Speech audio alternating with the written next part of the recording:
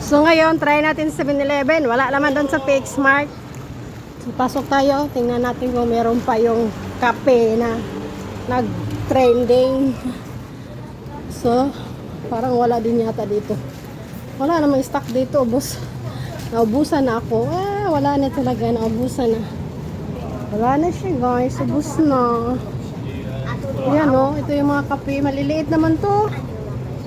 Ito yun. Maliit. Maliit pala. Ito yun. Ayan, oh. Buy to take one. Ito yun. Maliit lang siya, guys. Kano ba? Presyo nito. Hindi ko alam mo, nahulog. Mamaya tanong natin sa cashier. So, ito na nga yung pala. Ang liit lang pala siya. Cute.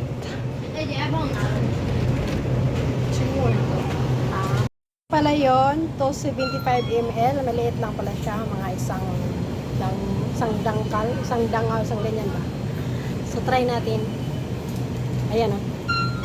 Dito lang pala sa 7-Eleven. Wala sa PXmart.